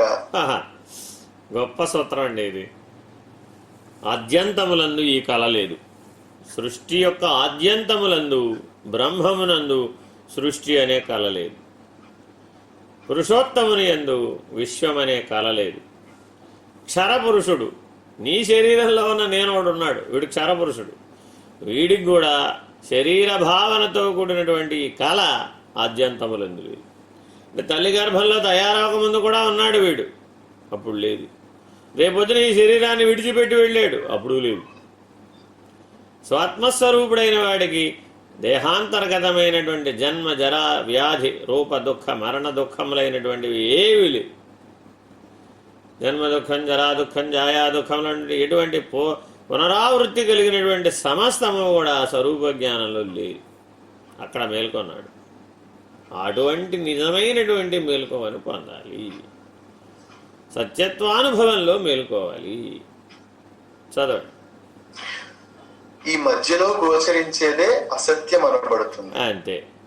ఆది యందు లేదు, అంతమందు లేదు, మధ్యకాలంలో మాత్రమే క్షణభంగురమై కొద్ది కాలం పాటు ప్రతిబింబ సమానమైనటువంటిది.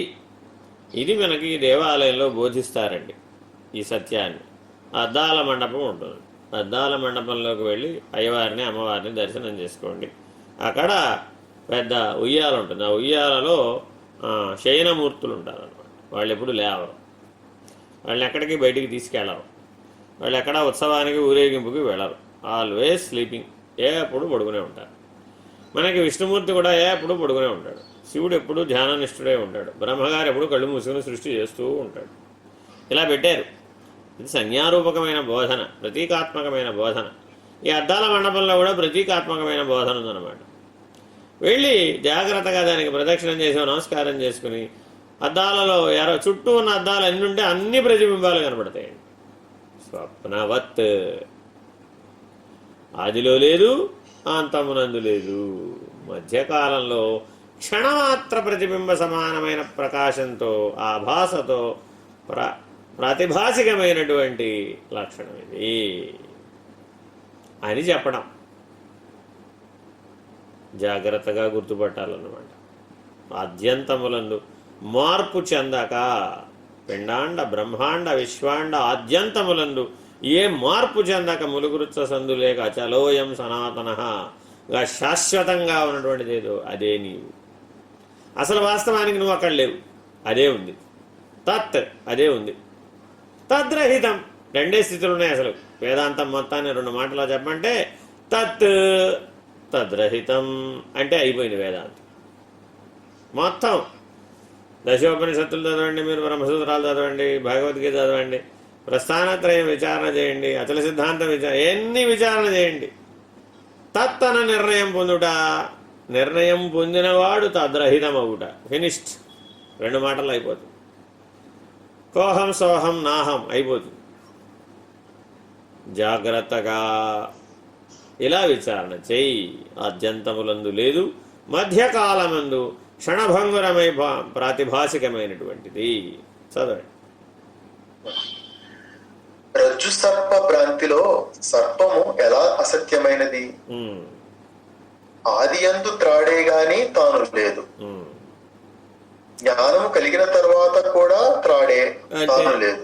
అది మొదట అసలు వాస్తవానికి అక్కడ పామే లేదు. లేని పామును ఉన్నట్టుగా గుర్తించాడు, మృత్యు భీతిని చెందాడు, ప్రకాశం ద్వారా సత్య వస్తువు ఏదో తెలుసుకున్నాడు, జ్ఞానాన్ని పొందాడు.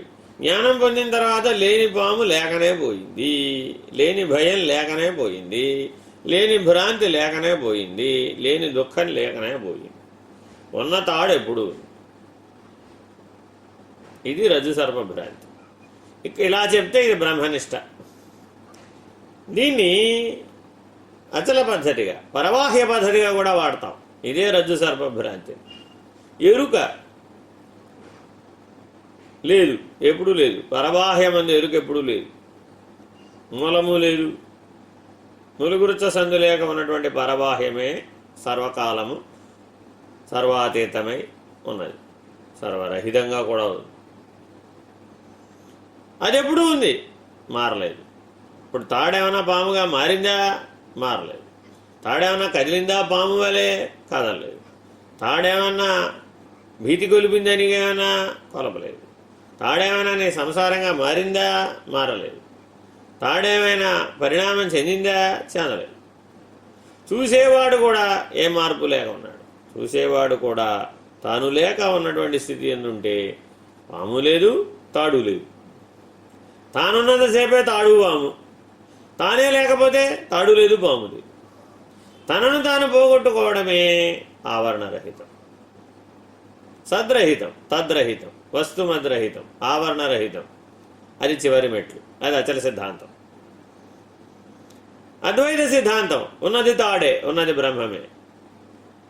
లేని జగత్తు, లేని సంసారం, లేని అనాత్మ, లేని ప్రతిబింబం, లేని దృశ్యం లేకనే పోయింది. ఆది ఎందు బ్రహ్మమే ఉన్నది, అంత్యమందు బ్రహ్మమే ఉన్నది. ఇది అద్వైతం. రెండింటినీ జాగ్రత్తగా అర్థం చేసుకోవలసినటువంటి అవసరం సాధకుడికి ఉంది. అందుకే మన బోధకి చలాచల బోధ అని పేరు. అద్వైత స్థితిని బోధిస్తాం, అచల స్థితిని బోధిస్తాం. జాగ్రత్తగా అద్వైత నిర్ణయం నుంచి అచల నిర్ణయానికి మారాలి. ద్వైత నిర్ణయాన్ని అసలు ముందే త్యజించాలి. ద్వైతంలో చిక్కుపడ్డవాడు అసలు ఈ వికాసాన్ని, ఈ విజ్ఞానాన్ని పొందలేడు. చదవండి. ఏదైతే ఆద్యంతముల యందు లేదో అది ఏ సర్పం, అది అనిత్యం. మొదట్లో లేదు, చివరిలో లేదు, కానీ మధ్యలో తోచింది కాబట్టి అనిత్యం. చదవండి. దేనికి ఆద్యంతములు కలవో అది ఏ అనిత్యము. చూడండి, మొదలు ఉంది, చివర ఉంది. దానికి అలా కాసేపు మాత్రమే ఉంది, అది అనిత్యం. భ్రాంతిలో సర్పము గోచరించినది, జ్ఞానములో పాము అదృశ్యమైనది. అంతే, as simple as it. Out of the box చేత పరిమితి, ఆవరణ చేత పరిమితించబడ్డావు, భ్రాంతి వచ్చేసింది, విక్షేపం వచ్చేసింది. మల విక్షేప ఆవరణమైన దోషత్రయం ఏర్పడిపోయింది, భ్రాంతి కలిగేసింది. అనుభవం కూడా వచ్చేసింది, ముచ్చెమటలు కూడా వచ్చేసింది, మృత్యుభీతి కూడా వచ్చేసింది. మేల్కొన్నాడు, ఏదీ లేదు. మల విక్షేప ఆవరణ దోషత్రయము లేదు, భ్రాంతి లేదు, ఆభాస లేదు, పాము లేదు, భయము లేదు, మృత్యువు లేదు. చదవండి. కనుక సర్పమునకు ఆద్యంతములు ఉన్నవి, అలాగే స్వప్నములకు ఆద్యంతములు ఉన్నవి. అది ఆద్యంతముల యందు స్వప్నము లేదు. అది వెరీ ఇంపార్టెంట్. మొదలులోనూ లేదు, చివరిలోనూ లేదు. కనుక అది అసత్యం. అంతే. సత్యాసత్య విచారణ చేయాలి అంటే ఇలా చేయాలి. మొదలులో ఉందా? బ్రహ్మాండము సృష్టించబడ్డప్పుడు ఉన్నదా? సృష్టించబడక ముందుందా? బ్రహ్మాండం రేపు అంతమైపోయిన తర్వాత బ్రహ్మాండంతో పాటు పోతుందే? అవతల ఇంకా అంతం అయిపోయినా కూడా మిగులుతుందే? కాబట్టి ఆద్యంతములందు శేషించి ఉన్నది, మార్పు లేక ఉన్నదేదో అది సత్యం. ఆద్యంతములలో మారినట్లు కనబడుతున్నదేదో అది అసత్యం, అది కళ. వాళ్ళు ఎన్నో వస్తువులు ఒక 50 ఏళ్ల క్రితం చూస్తే వాళ్ళు ఎన్నో వస్తువులు లేవు అప్పుడు ఆనాడు. ఓ 100 ఏళ్ల క్రితం చూస్తే వాళ్ళు కనబడుతున్న ప్రపంచంలో ఉన్న వస్తువులు ఏవి ఆనాడు లేవు. కానీ అలాంటి వస్తువులు భారతీయ సంస్కృతి ప్రవాహంలో బిఫోర్ క్రైస్ట్ ఒక 5,000 సంవత్సరాల క్రితం, ఓ 10,000 సంవత్సరాల క్రితం, ఓ 50,000 సంవత్సరాల క్రితం అవి ఉపయోగించినట్లుగా శిల్పాలు కనబడుతున్నాయి. మనకి అనేక దేవాలయాల్లో శిల్పాలు కనబడుతూ ఉంటాయి. ఈనాటి విజ్ఞాన వస్తువులన్నీ ఆనాడే చూపెట్టేశారు, ఆఖరికి సెల్ ఫోన్తో సహా. ఏనాడో 2000 సంవత్సరాల క్రితం చెక్కినటువంటి శిల్పికి 2000 సంవత్సరాల తర్వాత వచ్చినటువంటి సెల్ ఫోన్ అనే వస్తువు ఎట్లా కనబడింది? ఎట్లా దర్శనం చేశాడు? భవిష్యత్ దర్శనం అదేమన్నా అంటే కాదు. అయిపోయింది. ఆనాటి విజ్ఞానం మరుగైపోయింది. ఆనాడు ఉన్నటువంటివన్నీ కాలగర్భంలో కలిసిపోయినాయి. మళ్ళా సున్నాతో మొదలుపెట్టాం. మళ్ళా మనం అభివృద్ధి చెందాం. విజ్ఞానం అంతా అభివృద్ధి చెందింది, శాస్త్రజ్ఞానం అంతా అభివృద్ధి చెందింది, వినియోగించుకుంటున్నాం. కానీ ఎన్నైతే నీకు అనుభవాన్ని ఇస్తున్నాయని నువ్వు అనుకుంటున్నావో, ఎన్నైతే నువ్వు అనుభూతి చెందుతున్నావు అనుకుంటున్నావో, వీటన్నింటినీ కూడా ఒక్క ప్రశ్న వేయాలట. ఆది ఎందు ఉన్నదా, అంత్యమందు ఉండునా? ఆది ఎందు ఉన్నది, అంత్యమందు ఉన్నది అంటే అది బ్రహ్మం. ఆది ఎందు లేదు, అంత్యమందు లేదు, అది స్వప్నం. రెండే మాటలు. అద్యంతములందు ఉన్నది, మార్పు లేక ఉన్నది, అది బ్రహ్మం. ఆద్యంతములలో మార్పు చెందింది, రెపపాటులో పోయింది, క్షణభంగురం, స్వప్నం. చదువు. స్వప్నానుభూతికి ఆధారమైనది చైతన్యము. చైతన్యము త్రికాలములందు ఉన్నది, అది కాలాతీతమై ఉన్నది. Very important. చూడండి, చైతన్య లక్షణాలను గొప్పగా చెప్పాడు. ఇప్పుడు ఇక్కడ 3 లక్షణాలు చెప్పాడు. ఎప్పుడూ ఉన్నది చైతన్యం, త్రికాలాబాధ్యమైనటువంటిది చైతన్యం, కాలాతీతమైనటువంటిది చైతన్యం. బుద్ధి చైతన్య స్థితిని ఎందుకు పొందాలండి? గొడవంతా నేను ఎందుకు పడాలండి? హాయిగా తిని పడుకుంటే అయిపోయేదానికి ఏమిటి గోల, ఈ విచారణ ఏమిటి అని మన మీద వైపరీత్యంతో విరుచుకుపడే ప్రపంచం కూడా ఉంది. ప్రపంచాన్ని అంతా చెడగొడుతున్నారు మీరు, భ్రాంతి వైపు నడిపిస్తున్నారు. మీరనే ఆత్మ అసలు లేనే లేదు, ఈ చైతన్యం లేనే లేదు అంటాడు వాడు. చర్వాకులు అనమాట వీళ్ళు. వాళ్ళకి సమాధానం చెప్తున్నాడు. చైతన్యం అన్ని కాలములందు ఉన్నది, త్రికాలములందు ఉన్నది. కాలం చేత పరిణామం చెందడం లేదు. త్రికాలాబాధ్యం, కాలాతీతం. నీ లక్ష్యం కాలాతీతం అనేటటువంటి మాటని ఇక్కడ అందిస్తున్నారు సూచనగా. వెరీ ఇంపార్టెంట్ అండి ఇది. కాలారిసములకు గురువు లభించడం ఎంతో విశేషం. మానవ జన్మలో కాలారిసములు, కాలాతీతం, కాలచక్రాన్ని దాటినటువంటి దేశికుడు లభించడమే శతజన్మల పుణ్యం యొక్క ఫలం. అనేక సత్కర్మలు చేస్తే గాని కాలారిసములైనటువంటి గురువు లభించడు. ఎందుకని అంటే కాలచక్రాన్ని దాటిపోయాడు. కర్మచక్రాన్ని దాటిపోయిన వాళ్ళు చాలామంది లభించవచ్చు, కానీ కాలచక్రాన్ని దాటిపోయినటువంటి వాళ్ళు లభించడం చాలా కష్టం. అటువంటి 3 లక్షణాలని ఇక్కడ ప్రతిపాదించాడు. కాల సంబంధంగా ప్రతిపాదించాడు. కాలాన్ని కూడా మనం సర్పంతోనే పోలుస్తాం,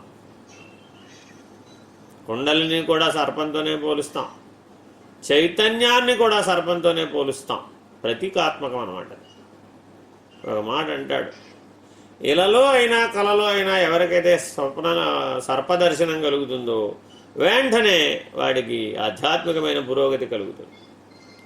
మీరు నవగ్రహాలను గమనిస్తే సర్పాకారంలో ఉన్నటువంటి గ్రహాలు కూడా ఉంటాయి, రాహు, కేతు ఇట్లాంటివి. అలాగే గ్రహణం గురించి కూడా మన వాళ్ళు పాము సూర్యుని మింగేసింది, పాము చంద్రుని మింగేసింది అనేటటువంటి ధోరణిలో చెప్పారు. అది ప్రతీకాత్మకమైన బోధ. భ్రాంతిని ఉద్దేశించి భ్రాంతిని భ్రాంతిగా చెప్పి సత్యదర్శనం చేసేటటువంటి బోధ అది. కథగా మారిపోయి ఇవాళ వైజ్ఞానికుల నోట నలిగిపోతూ దాంట్లో ఉన్నటువంటి విశేషమైన విజ్ఞానం మరుగైపోయింది. పాము సూర్యుడిని మింగింది, పాము చంద్రుడిని మింగింది అనేది భౌతిక లక్షణం కాదు. అది చాలా దూరం ఆలోచించారు. కాలసర్పం అది కాలంలో ఏర్పడుతోందని చెప్తున్నారు. అంతేగాని పాము మింగడం అంటే యథార్థంగా భూమి మీద ఉన్న పాము సూర్యుడి దగ్గరికి వెళ్ళి సూర్యుడిని మింగిందని కాదు. జాగ్రత్తగా గమనిస్తే కాలాతీతము, నీ లక్ష్యం కాలాతీతం, పరబాహ్యము కాలాతీతం. అటువంటి కాలాతీత స్థితి ఎందు ఉన్నవాడెవడో వాడే పరశివం. కాలాయ నమః, కాలకాలాయ నమః, కాలదర్పదమనాయ నమః, కాలాతీతాయ నమః, కాలస్వరూపాయ నమః. ఇలాంటి అర్చన సహస్రనామాలలో మనకి ఈశ్వరుని యొక్క సహస్రనామాల్లో కనబడుతుంది. శివం పరశివం, బ్రహ్మము పరబ్రహ్మము, ఆత్మ పరమాత్మ, తత్వము పరతత్వం. ఇలా అందించారు మనకి మహర్షులు. పరాత్పరం, పరబయలు. అక్కడేది లేదు, కాలం లేదు, శూన్యం లేదు, సంకల్పం లేదు, బ్రహ్మాండం లేదు, పిండాండం లేదు, విశ్వాండం లేదు, జ్యోతిర్మండలం లేదు, ఏ గోళ లేదు, ఏ భ్రాంతి లేదు, సర్వభ్రాంతి రహితం. ఆ లక్ష్యాన్ని నువ్వు, జన్మరాహిత్యాన్ని, ఆవరణ రాహిత్యాన్ని పొందాలి. అదే నీ జీవిత లక్ష్యం. చదవండి. జాగ్రత్త అవస్థను నీవు అనుభవిస్తున్నావు. జాగ్రత్త అవస్థకు సంబంధించిన అనుభవాలు నీకున్నవి. స్వప్నాన్ని అనుభవిస్తున్న వాడివి కూడా నీవే. అంతే. నీకు స్వప్నానుభూతి కూడా ఉన్నది. సుషుప్తికి ఆధారమైన వాడము కూడా నీవే. నీకు సుషుప్తి అనుభవము కూడా ఉన్నది. అది మనం నిద్రలేచి చెప్తున్నాం కదా, నేను బాగా నిద్రపోయానండి వాళ్ళ. అసలు రాత్రి నిద్రైపోలేదండి, నీరసంగా చెప్తాడు. శక్తి అంతా ఖర్చు అయిపోయింది. అవ్యవహారీగా ఉన్నప్పుడేమో శక్తివంతుడు అయ్యాడు, వ్యవహార కాలంలో శక్తి నష్టమైపోతుంది. కానీ గాఢ నిద్రావస్థలో కూడా సూక్ష్మతరమైనటువంటి వ్యవహారం ఉన్నదన్నమాట. ఆ అనుభవము నీకే, స్వప్నానుభవము నీకే, జాగ్రత్త అనుభవము నీకే. ఎవడికైతే ఈ మూడింటి యొక్క అనుభవము ఉండి ఆ మూడింటి అనుభవం చేత మారకుండా ఉన్నాడో వాడు నువ్వు, వాడు ఆత్మ. స ఆత్మ. చదవండి. సుషుప్తిలో ఏ జ్ఞానము లేదు అనేది జ్ఞానము నీకున్నది. గొప్ప స్టేట్మెంట్ అండి ఇది. ఈ స్టేట్మెంట్ బాగా సాధకులందరూ బాగా పట్టుకోవాలి నిర్వచనాన్ని. ఏమండి, నిద్రలో నీకేమైనా తెలుస్తుందా? ఏం తెలియడం లేదండి. ఎందుకు తెలియడం లేదండి? తెలియకపోవడమే తెలియటం. ఏమీ తెలియడం లేదనేటటువంటి తెలివి ఒకటి ఉంది అక్కడ. ఏమీ తెలియబడడం లేదని గుర్తిస్తున్నాడు వాడు ఒకడు ఉన్నాడు. ఆ గుర్తింపు, ఆ జ్ఞానం నీ స్వరూప జ్ఞానం. ఏమైనా తెలుస్తోందంటే వ్యవహారం వచ్చేసింది అక్కడ. ఏమైనా తెలుస్తోందంటే ప్రపంచం వచ్చేసింది అక్కడ. ఏమైనా తెలుస్తోందంటే సంసారం వచ్చేసింది అక్కడ. ఏమైనా తెలుస్తోందంటే ప్రతిబింబం వచ్చేసింది అక్కడ. ఏమైనా తెలుస్తోందంటే జీవుడు వచ్చేసాడు అక్కడ. ఏమీ తెలియడం లేదని ఎవరైతే తెలుసుకున్నాడో వాడు తురియం. కనుక అవస్థాత్రయం నీయందే జరుగుతున్నది. అది నీ బయట జరగడం లేదు. ఇదంతా ఈ ప్రపంచాల గోల, ఈ సంసారాల గోల, ఈ భయాల గోల, ఈ భ్రాంతుల గోల, ఈ విచారణ, ఈ అనుభవము, ఈ నిర్ణయం అంతా నీ లోపలే జరుగుతుంది. మూడు అవస్థలకు నీవే ఆధారమై అధిష్టానమై ఉన్నావు. అది నిన్న కూడా చెప్పారు. నీవు అధిష్టానమా, ఆశ్రయమా? ఆశ్రయం కాదు, అధిష్టానం. మూడవస్థలు నీయందు ఏర్పడి నీయందే అనుభూతి చెంది నీయందే లయమైపోతున్నాయి. కాబట్టి నీవు ఆధారము, నీవు అధిష్టానము. ఆధేయం కాదు, ఆశ్రయం కాదు. జాగ్రత్త అనుభవములు స్వప్నములో గోచరించవు. స్వప్నానుభవము జాగ్రత్త అవస్థలో లేదు. ఈ రెండు అనుభవాలు సుషుప్తిలో లేవు. కానీ నీవు మూడింటిని గ్రహించుచున్నావు. అది విలక్షణంగా ఉండి గ్రహించలేనిదంటూ ఉంటే అలా లేదనే విషయమును కూడా గ్రహించుచున్నావు. అది సంగతి. అగ్రాహ్యం అని అంటుంటే అగ్రాహ్యాన్ని తెలుసుకున్నవాడు కూడా నువ్వేరా బాబు. కనుక అవస్థాత్రయమును దర్శిస్తూ మనుగడను సాగించే నీ వ్యవస్థ నిత్యమైనదే గాని అనిత్యమైనది కానేరదు. Very very important statement. నేను నిత్యుడను. నిత్యోహం, శుద్ధోహం, బుద్ధోహం, అవ్యయోహం, అప్రమేయోహం. ఇవన్నీ ఆత్మ యొక్క లక్షణాలు అన్నమాట. మూడవస్థలకు సాక్షిగా ఉండి, విలక్షణంగా ఉండి, స్వరూపంగా నువ్వేదైతే ఉన్నావో నీవు మూడవస్థలలో పరిణామం చెందడం లేదు. మూడవస్థలకు అతీతమైన వాడివి. అవస్థాత్రయాతీతోహం. పంచకోశ వ్యతిరిక్త, గుణత్రయ విలక్షణ, తాపత్రయ వినిర్ముక్త, దేహత్రయ విలక్షణ, అవస్థాత్రయాతీత. స ఆత్మ అని ఆత్మ లక్షణాలని మనకి స్పష్టంగా అందిస్తున్నారు. అటువంటి తురీయ స్థితి ఎందున్నటువంటి స్వాత్మనిష్ట యందు సాధకుడు స్పష్టముగా కాలాతీతమనే లక్ష్యాన్ని లక్షించి నిలుకడ చెందాలి. హరి ఓం. శ్రీ గురుభ్యో నమః. హరి ఓం. పూర్ణమద పూర్ణమిదం పూర్ణాత్ పూర్ణముదచ్యతే పూర్ణస్య పూర్ణమాదాయ పూర్ణమేవావశిష్యతే. ఓం తత్సత్.